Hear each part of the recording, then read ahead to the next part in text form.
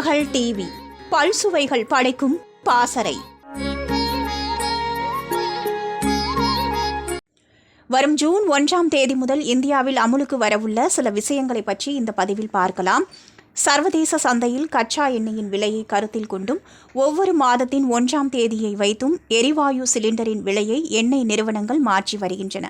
அதன்படி திருத்தி அமைக்கப்பட்ட எரிவாயு சிலிண்டர் விலையானது மாதத்தின் முதல் தேதி காலையில் வெளியிடப்படுகிறது. அதேபோல வரும் ஜூன் மாதம் 1ஆம் தேதியும் எரிவாயு சிலிண்டர் விலை வெளியிடப்படும். அந்த வகையில் 14 கிலோ எடையுள்ள வீட்டு உபயோக சிலிண்டர் மற்றும் 19 கிலோ வணிக சிலிண்டர்களின் விலை மாற்றி அமைக்கப்பட உள்ளது. ஆதார் அட்டையை இலவசமாக புதுப்பிப்பதற்கான தேதி ஜூன் 14 வரை நீட்டிக்கப்பட்டுள்ளது. அதாவது நாம் எந்தவொரு கட்டணமும் இல்லாமல் ஆதாரை புதுப்பிக்கலாம்.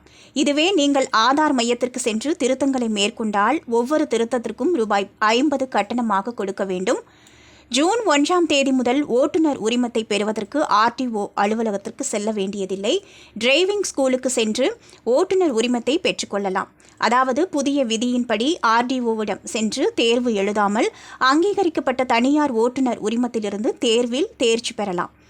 ஜூன் 1ஆம் தேதியிலிருந்து 18 வயதுக்குட்பட்டவர்கள் வாகனம் ஓட்டினால் ரூபாய் 25,000 வரை அபராதம் செலுத்த வேண்டும். சாலை விபத்துக்களை தடுக்க இந்த நடவடிக்கை எடுக்கப்பட்டுள்ளது. திருமகள் டிவியை லைக் செய்து உங்கள் நண்பர்களுக்கும் ஷேர் செய்வதுடன் சப்ஸ்கிரைப் செய்து ஆதரவு தாருங்கள்.